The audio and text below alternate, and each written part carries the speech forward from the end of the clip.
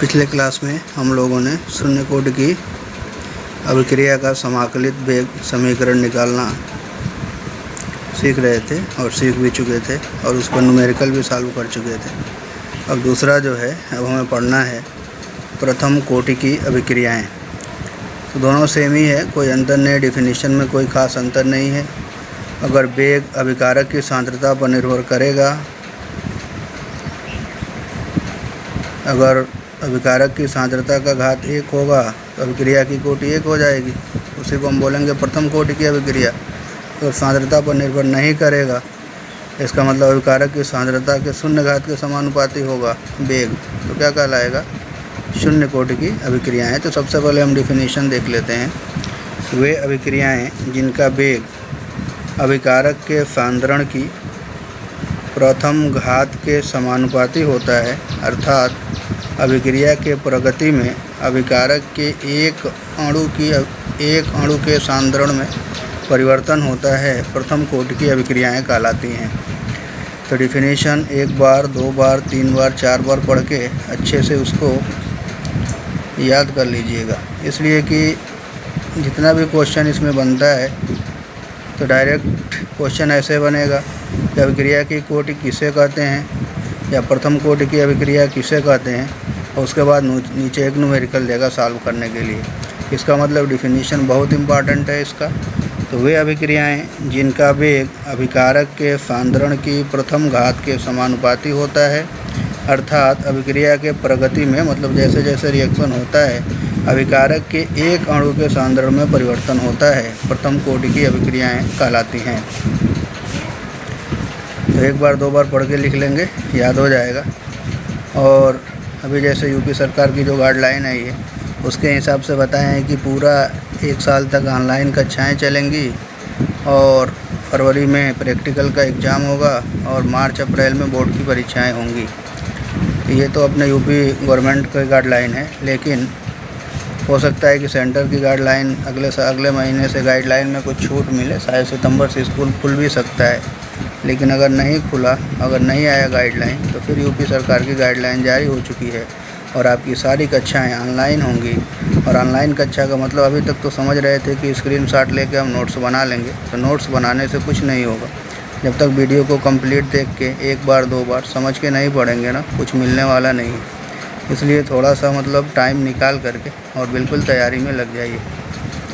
तो प्रथम कोटि की अभिक्रियाएँ वे अभिक्रियाएं जिनका वेग अभिकारक के सांद्रण की प्रथम घात के समानुपाती होता है, अर्थात अभिक्रिया के प्रगति में अभिकारक के एक अणु के सांद्रण में परिवर्तन होता है, प्रथम कोटि की अभिक्रियाएं कहलाती हैं। उदाहरण, हाइड्रोजन परऑक्साइड का अपघटन।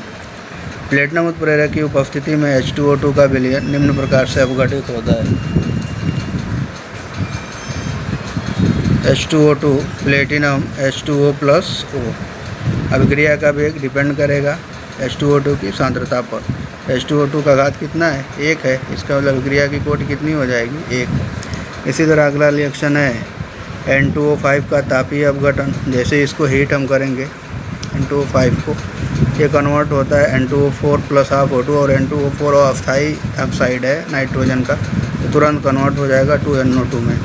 मतलब ऐसे भी हो सकता है ना, N2O5 = 2NO2 + ½ O2। वेग इसका डिपेंड करेगा N2O5 की सांद्रता पर।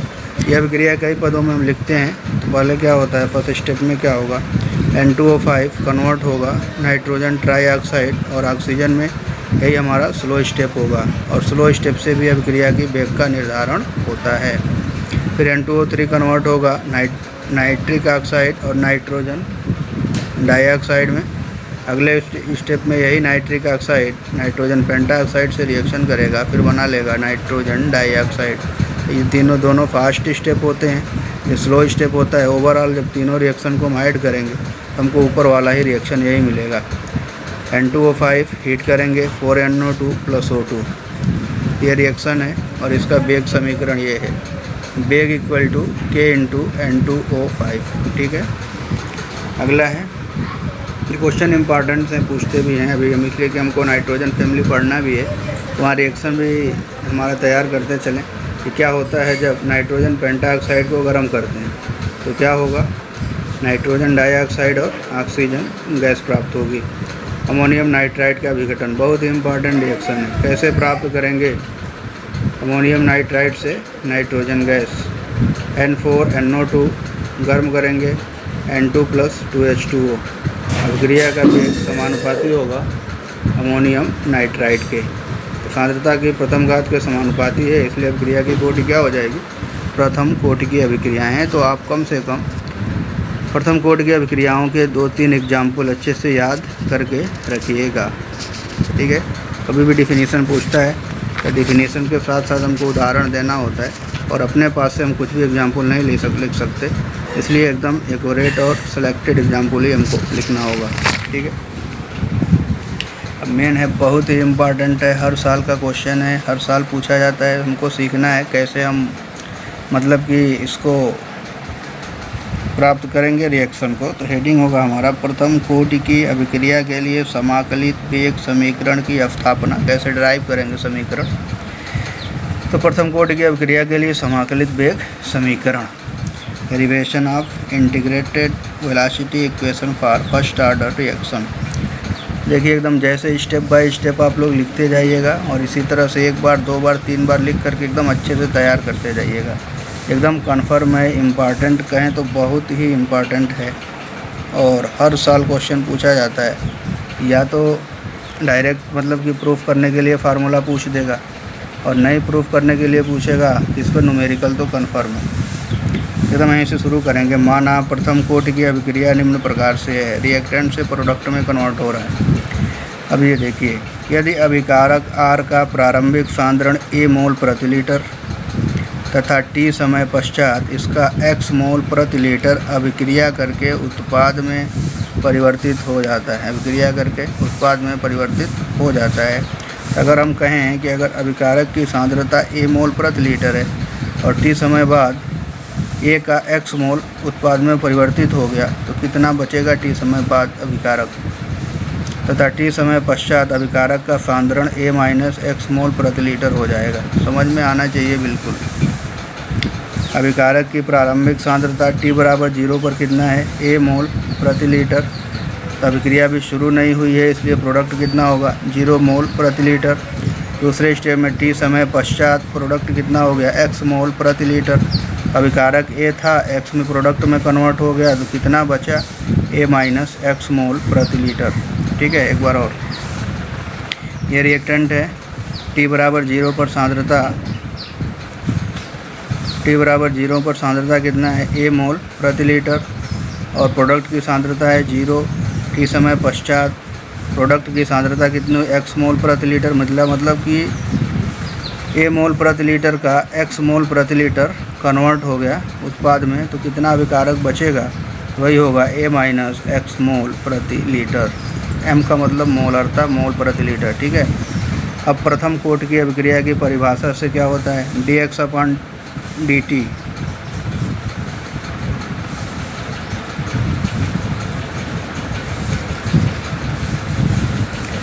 dx/dt मतलब अभिक्रिया का वेग समानुपाती होगा अभिकारक की सांद्रता के, या अभिकारक की सांद्रता, या dx/dt = k × R। T समय पश्चात अभिक्रिया का वेग dx/dt = k, और T समय पश्चात अभिकारक की सांद्रता कितनी है, A - X। क्लियर। अब देखिए हम क्या करने जा रहे हैं, A - X को dx के नीचे और k dt इस तरफ। ये अगर इसको इधर नीचे लेकर के आते हैं तो dx/A - X = k × dt। अब हम समाकलन करेंगे, समीकरण 1 का समाकलन करने पर integral of dx/A - X = k × dt। तो एक फार्मूला है, आप लोगों को याद हो जाना चाहिए। वैसे मैथमेटिक्स वाले होंगे तो मैथ पढ़ेंगे तो उनको तो समझ में आ जाएगा, लेकिन बायोलॉजी वालों के लिए सीधा सीधा है, इसको रटना है। ये हम इधर समझा भी दे रहे हैं थोड़ा सा।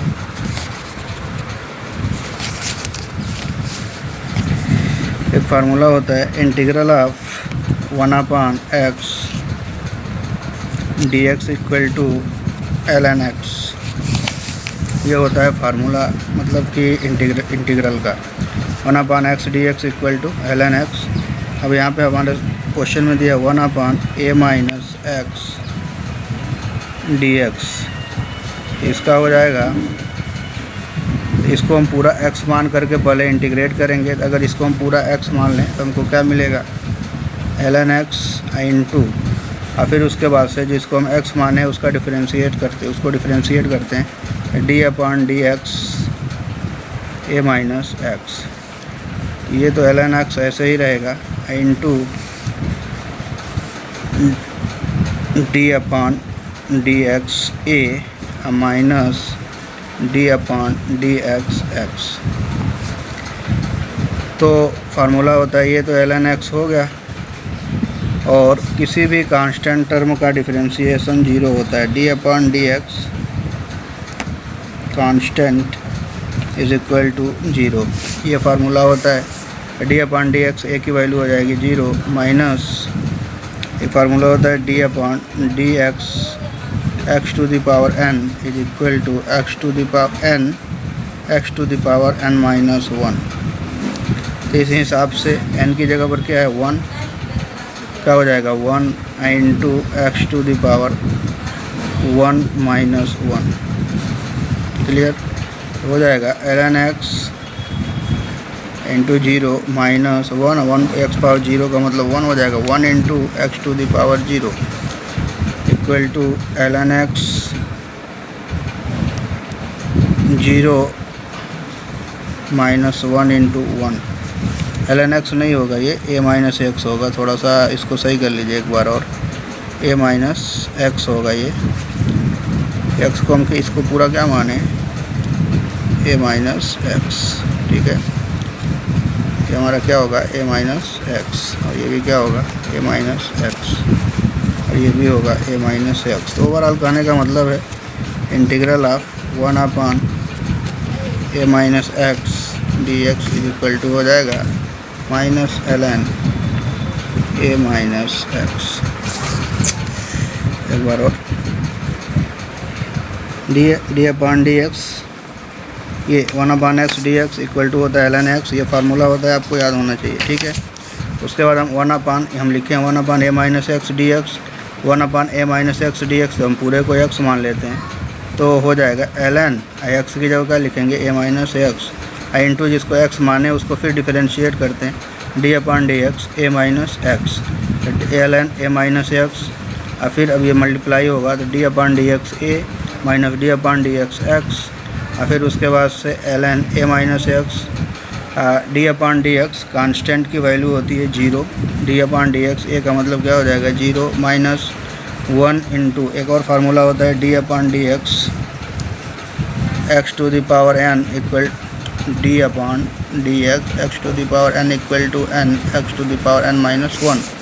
इस हिसाब से क्या हो जाएगा ln a माइनस एक्स तो होगा 0 माइनस 1 हो जाएगा, यानी कि हाथ कितना 1 है, 1 इंटू 1 माइनस 1, तो 1 इंटू 1 माइनस 1 का मतलब 0, एक्स टू द पावर 0 का मतलब 1, ln a minus x 0 minus 1, तो माइनस इधर माइनस ln x। ओवरऑल क्या हो जाएगा हमारा 1 upon a minus x d x equal to minus ln a minus x. तो यही हम मान रखेंगे इसमें डायरेक्ट। समझ में आ गया तो ठीक है, नहीं आएगा तो रट लीजिएगा।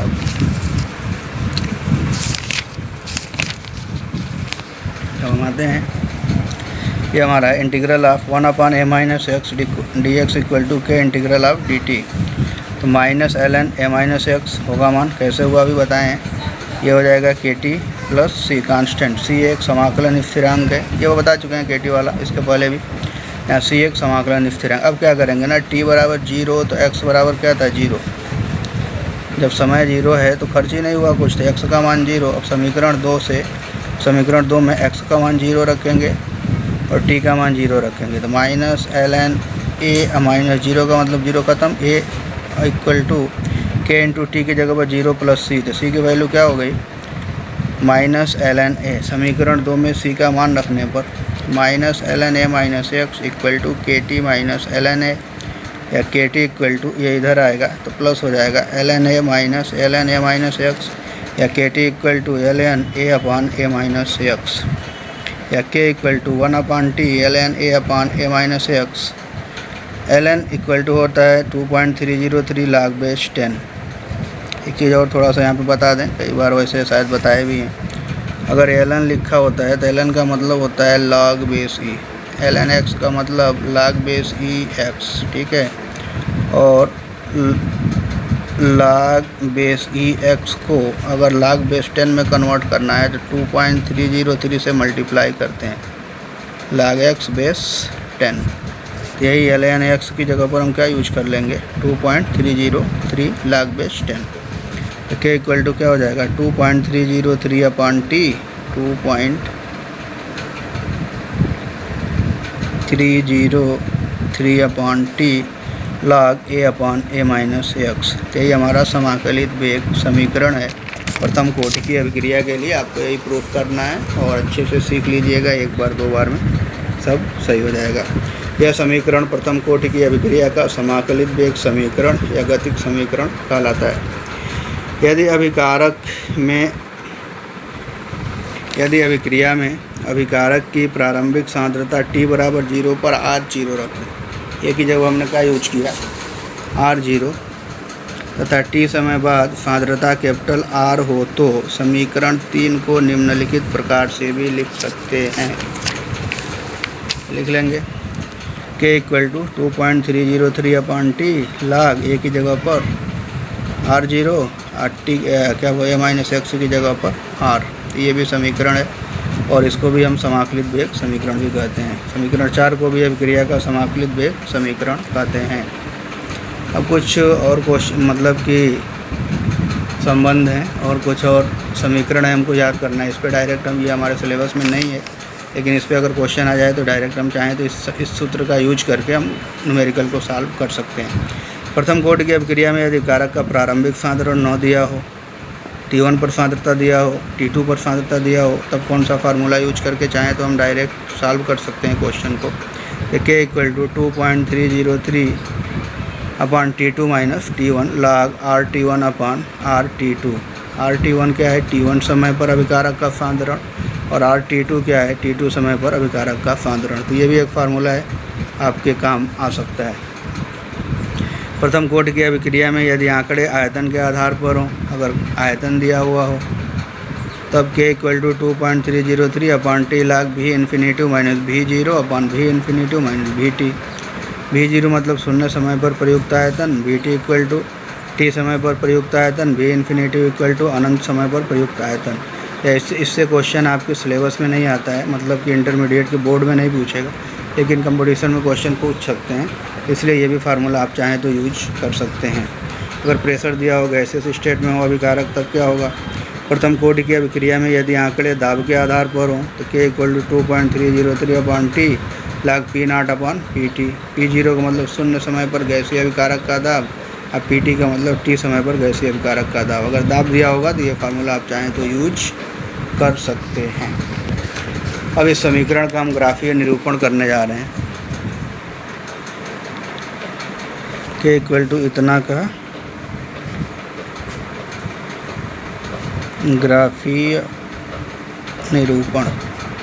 ग्राफीय निरूपण करेंगे तो कैसे ग्राफ प्लॉट करेंगे तो क्या हमको मिलेगा। समीकरण 3 को निम्न प्रकार से भी लिख सकते हैं। ये समीकरण 3 तो लिख क्या सकते हैं, log a upon a minus x है इतना, ये गुणा होगा तो kt हो जाएगा, a नीचे आ जाएगा, kt अपॉन 2.303 लिख सकते हैं। और फार्मूला होता है log का पढ़े होंगे, log m upon n log m minus log n, a upon a minus x क्या हो जाएगा, log a माइनस log a minus x equal to kt upon 2.303। या log a को इधर ही a माइनस एक्स को इधर लेकर के जाते हैं, इसको इधर लेके आते हैं, जब इसको इधर लेकर जाएंगे तो ये प्लस हो जाएगा, log a minus x equal to log a, ये इधर आएगा तो माइनस kt अपॉन 2.303। क्लियर, इतना कन्फर्म हो गया ना। अब थोड़ा सा हम इसको और अच्छे से बनाते हैं, मतलब यहाँ पे ही दिखा देते हैं, अभी दिखा रहे हैं। k का मान ज्ञात करने के लिए यदि अभिकारक के सांद्रण के लघुगणक तथा समय के मध्य एक ग्राफ खींचें तो एक सीधी रेखा प्राप्त होती है जिसका ढाल माइनस k अपॉन 2.303 के बराबर तथा अंतःखंड log a के बराबर होगा। तो हमको समझाने के लिए हम लिख रहे हैं, इस समीकरण को हम ये जो समीकरण है इसको हम ऐसे लिख सकते हैं, log a minus x is equal to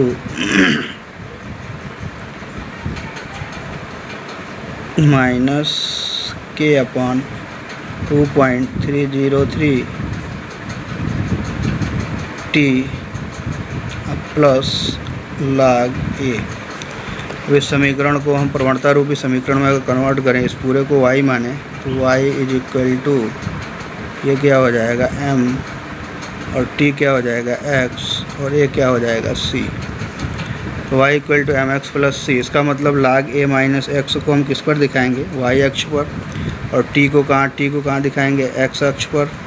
और क्या बोलते हैं ना, m का मतलब ढाल इसका क्या होगा, प्रवणता क्या होगा, माइनस के अपॉन 2.303, और ये अंतखंड की लंबाई है c, c का मतलब log a।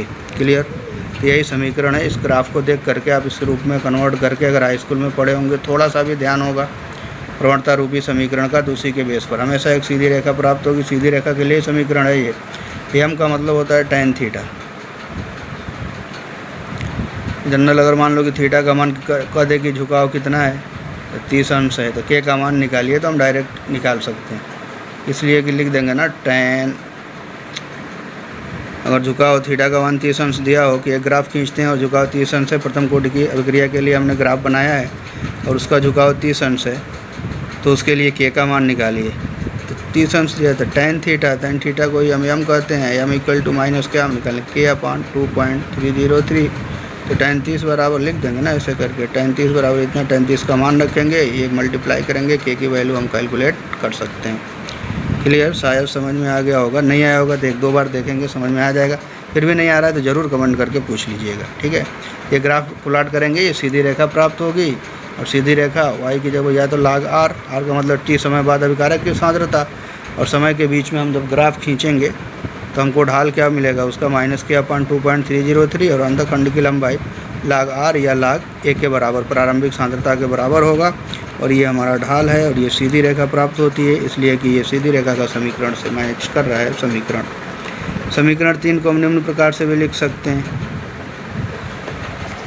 यही है ना 3 हमारा, 3 को हम इस प्रकार, ये टी को इधर लेकर के जा रहे हैं।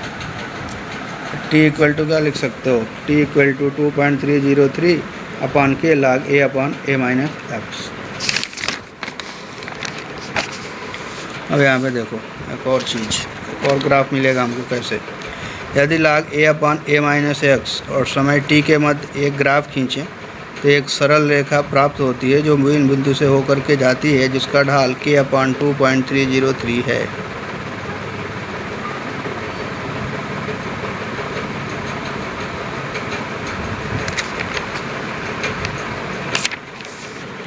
जैसे ये समीकरण को हम लिख सकते हैं, t equal to 2.303 upon k log a upon a minus x. हम इसको ऐसे भी लिख सकते हैं, log a upon a minus x is equal to k t upon 2.303। देखो फिर ये मैच कर गया किससे, इसको हम ऐसे भी लिख सकते हैं, चलो यहीं भी दिखा दे रहे हैं, log a upon a minus x is equal to k upon 2.303 into t. अब लिख सकते हो y equal to m x, मूल बिंदु से होकर जाने वाली रेखा का समीकरण। इसका ढाल कितना मिल रहा है, के अपॉन 2.303। ग्राफ किसके बीच में, ये y है, y log a upon a minus x, और t के मध्य अगर ग्राफ खींचेंगे एक सीधी रेखा प्राप्त होगी जो मूल बिंदु से होकर के जाएगी, जिसका ढाल के अपॉन 2.303 होगा। वही करें, यदि log a upon a minus x और समय t के मध्य एक ग्राफ खींचें तो एक सरल रेखा प्राप्त होती है जो मूल बिंदु से होकर गुजरती है, जिसका ढाल के अपॉन 2.303 होता है।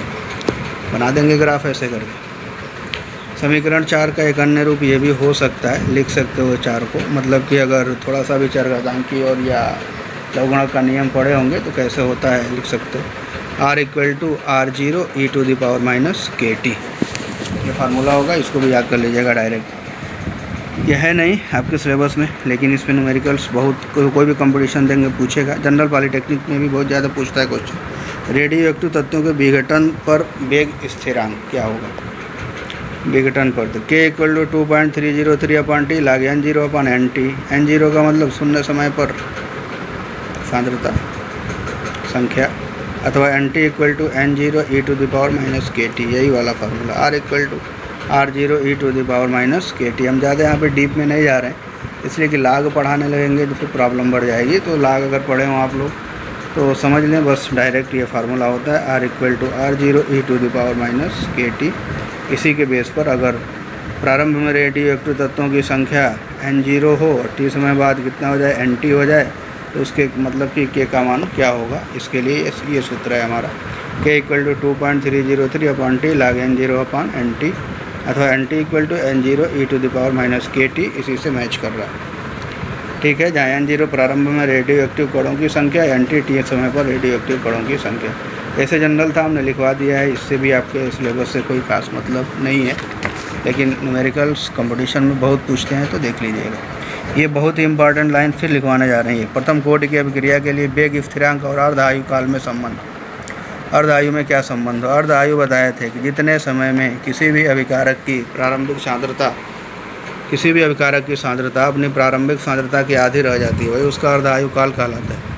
जितने समय में किसी भी अभिकारक की सांद्रता अपनी प्रारंभिक सांद्रता की आधी रह जाती है, उसी को हम क्या बोलते हैं? अर्ध आयु काल। अब यहाँ पे संबंध हमको निकालना पूछता हुई है कि सिद्ध कीजिए कि प्रथम कोटि की अभिक्रिया के लिए वेग स्थिरांक प्रथम कोटि की अभिक्रिया के लिए अर्ध आयु काल अभिकारक की सांद्रता पर निर्भर नहीं करता है। कैसे नहीं करता है? सॉल्व करते हैं। k = 2.303/t log r0/r, ये समीकरण पढ़े हैं।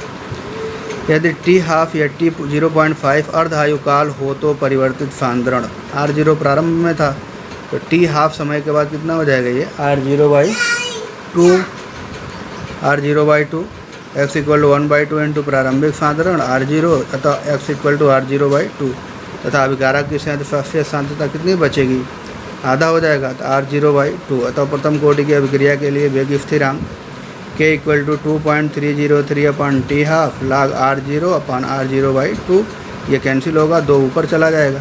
k = 2.303/t½ इंटू log 2 का मान 0.3010 मान रखेंगे तो ओवरऑल t½ = 0.693/k। अर्ध आयु काल = 0.693/k।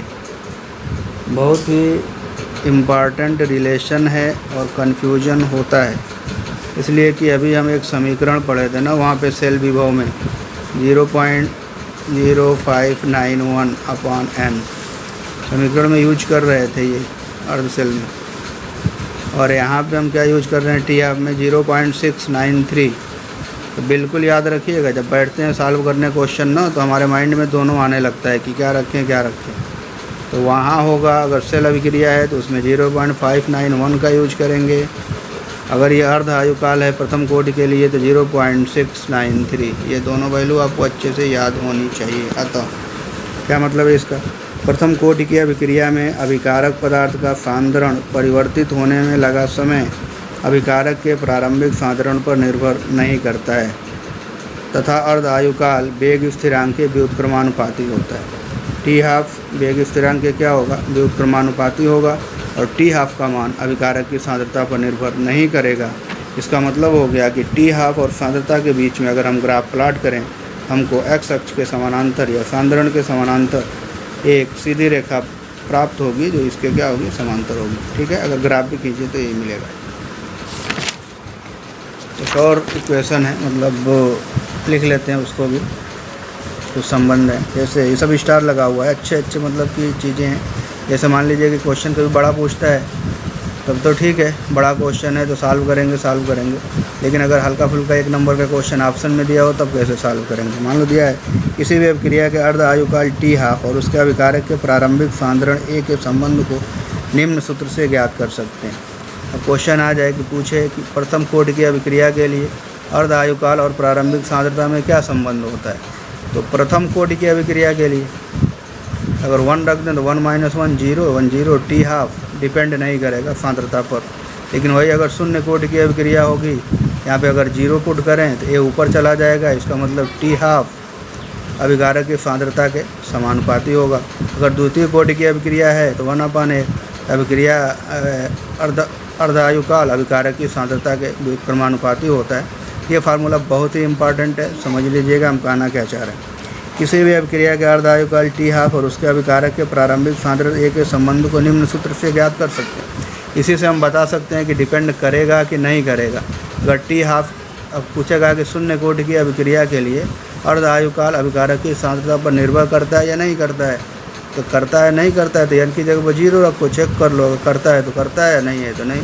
अगर 1 रखेंगे तो ये 0 हो जाएगा, नहीं करेगा। क्लियर। अगला है प्रथम कोटि की अभिक्रिया जब विभिन्न प्रभाजों में पूर्ण होती है तो लगने वाले समय का अर्धायुकाल से निम्न संबंध होता है। टी हाफ इक्वल टू 2.303 अपन के लाग ए अपन ए माइनस एक्स, या मतलब के इक्वल टू क्या होता है 2.303 अपन के लाग ए अपन ए माइनस एक्स। हमने समय को क्या लिख दिया है, टी हाफ बना दिया।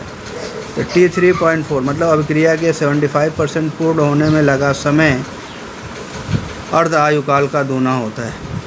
इस पर डायरेक्ट क्वेश्चन भी बनता है, लेकिन आप डायरेक्ट याद रखिएगा किसी भी अभिक्रिया के अर्ध आयुकाल किसी भी अभिक्रिया के 75% पूर्ण होने में लगा समय अर्ध आयुकाल का दूना, 87.5% पूरा होने में अर्ध आयुकाल का 3 गुना, 93.75% पूर्ण होने में 4 गुना और 96.87% पूर्ण होने में लगा समय 5 गुना।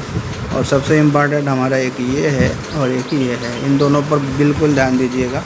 डायरेक्ट अगर ऑप्शन में पूछेगा तो लिख सकते हैं, वरना न्यूमेरिकल इस पर पूछा, अभी हम सॉल्व करके दिखाएंगे कैसे 10 गुना होता है। टी हाफ अभिक्रिया 99.9% कंप्लीट होने में लगा समय कहता है क्वेश्चन, तो सिद्ध कीजिए किसी प्रथम कोटि की अभिक्रिया 99.9% पूर्ण होने में लगा समय अर्ध आयुकाल का 10 गुना होता है। ठीक है, ये सारे हमारे फार्मूले हैं, आप लोग बिल्कुल इसको ध्यान से देख के समझ लीजिएगा। अब हम न्यूमेरिकल 2-3 बताएंगे, उसके बाद आपको देंगे। बहुत ज़्यादा न्यूमेरिकल है इसमें, तो आप सॉल्व करिएगा घर बैठ करके एक एक क्वेश्चन को 1 बाय 1 करके। बहुत इंपॉर्टेंट चैप्टर है, बहुत इजी चैप्टर है, बहुत ज़्यादा नंबर भी देने वाला है। और ओवरऑल जितना मतलब सिलेबस में था कंप्लीट ही हो गया चैप्टर, लेकिन एक लेक्चर और होगा इसका, अभी हम थोड़ा सा और डिटेल में पढ़ाएंगे। लेकिन 30% सिलेबस निकलने की वजह से ये हमारा चैप्टर ही कंप्लीट हो चुका है। प्रथम कोटि की अभिक्रिया N2O5 2NO2 plus half O2 में 318 केल्विन पर N2O5 की प्रारंभिक सांद्रता 1.24 × 10⁻² मोल प्रति लीटर थी, जो 60 मिनट के उपरांत 0.20 × 10⁻² मोल प्रति लीटर रह गई। 318 केल्विन पर वेग स्थिरांक की गणना कीजिए।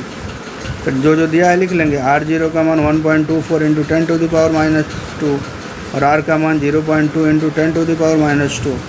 और T बराबर दिया है 60 मिनट। K का मान कैलकुलेट करना है।